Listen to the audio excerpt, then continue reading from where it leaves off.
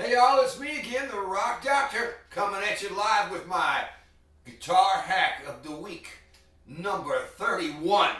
Oh my God, yes.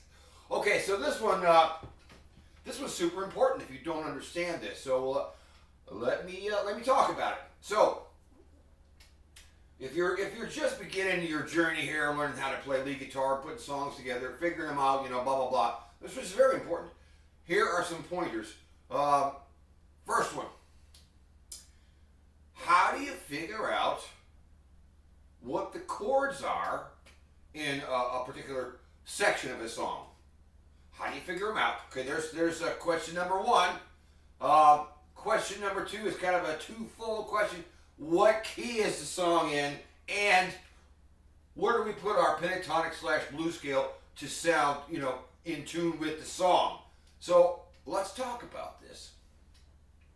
What I've done here is I put together a kind of a bogus backing track that kind of loosely follows the main chords to that Tom Petty tune, Mary Jane's Last Dance. But let's pretend, okay, that hopefully if you know these chords, forget it. Okay, here's how I approach figuring out what the chords are and what key the song is in. So check this out. I'm going to roll this thing. I just looped that section over and over, but what I'm going to do, let's say I've never heard this song before, I lock into the bass guitar part, because the bass guitar, for the most part, unless the guy's Flea or somebody going crazy, playing all kinds of bumpity, slappity, pop stuff, which is cool, but for the most part, most tunes, the bass is playing some simple stuff. He's outlining, he's telling you what the chords are. So here's what I do, listen. I listen to the part, and I kind of sing the bass part, the most simplest, basic part. So listen. Here we go.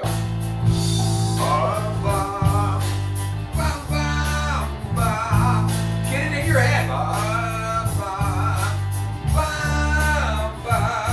Then find that crap on your guitar.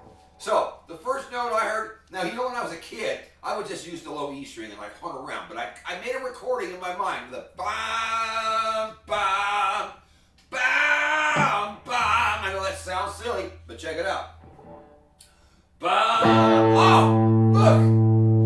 What note is it? A. Okay, let's keep going. Bam, bam. Oh shit, G. Bam. That's the next note. Nope. Nope. Bam. Nope. Yeah, and then finally, so now let me go off on a side note of that. If you sit around and do that hunt and peck bullshit that I just did there, and try to find those notes, the guitar is going to show you where notes are. You'll get a better grasp of which notes are higher, which notes are lower. And a lot of my beginner students at this point, they don't know whether the note is higher or lower. So this will train you to be able to make that distinction. Is the note higher? Is it lower? Are you close? Are you hot? Are you cold? Yeah.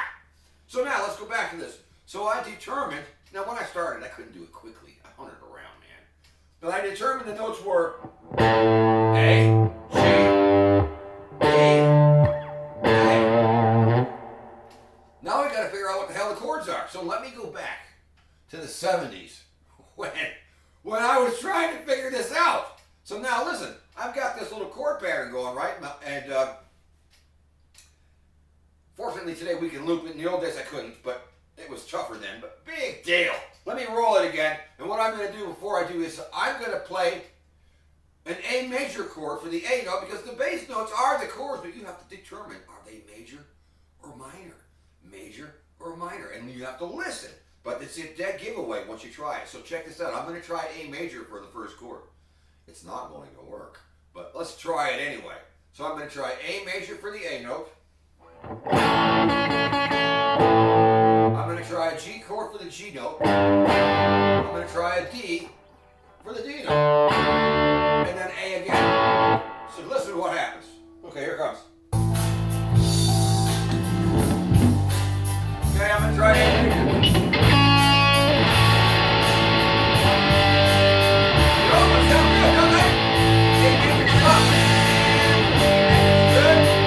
Good. said to myself, oh, Self, 1976 Self, what do you do if A major doesn't sound good over that first A note? What do you do? I said, well, I don't know, man. I only know a couple other kinds of chords. I know A minor, so let me try that. So I went back, and I threw A minor in place of the A. Okay, here it comes. Here I go.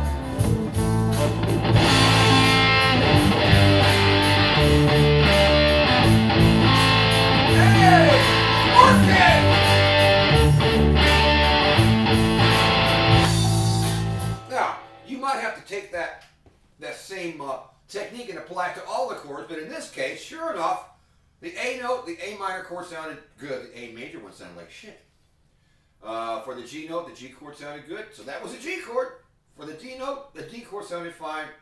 So that was it. The chords were A minor, G, D, back to A minor. Easy! It's a different kind of listening though, isn't it? You know, most people that aren't musicians, when they listen to a song, the song is kind of like a painting, you know? It's a painting. So what are they listening to? They're listening to whatever the focal point of the painting is. They're not paying attention to all the stuff in the background so much. So, you know, and as guitar players, if you're trying to figure out those chords, they're in the background. So that's like, you know, looking at the painting and look at the stuff in the periphery or somewhere in the background. Yeah. So it's a little different kind of listening, but it's, you know, it's doable. Now what about, how do you tell what key the frickin' song is in? Well, it harkens back to the first note in that sequence of chords. You know, that first note, once you figure out what key it is, or what the note is, here's what I do. Once you realize there's a pattern there, and the first note in this case was A, right? So the pattern was, as far as notes, was A, G, D, A. All you gotta do, really, and just listen though, is find that A note on the big string, on the sixth string, the low E. Find the A note there, and just try this, and just listen. I'm gonna find that fifth fret A, and I'm gonna play the A pentatonic right there in the fifth position, or the A blues scale, and let the chords roll by, and listen to what it sounds like. Is it gonna be good, or is it gonna be bad? Check it out. Uh-oh, what did I do? Oh no! Okay, here I go.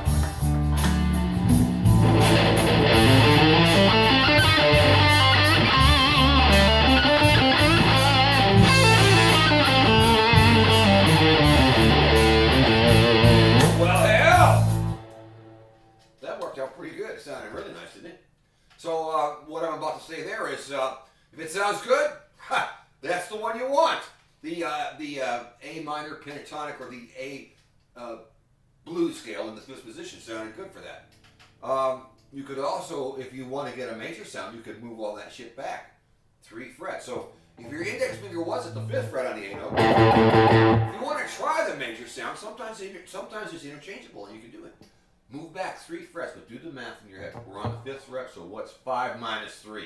5 minus 3 is 2, so play here. But know that your focal point is still this A note to be safe. That's your safest note for a lot of the situations in this. But let me try A major pentatonic while it rolls. Let's see what happens. Is it going to fly, or is it going to sound like crap? I don't know. Let's go. It's going to sound happy. Here we go.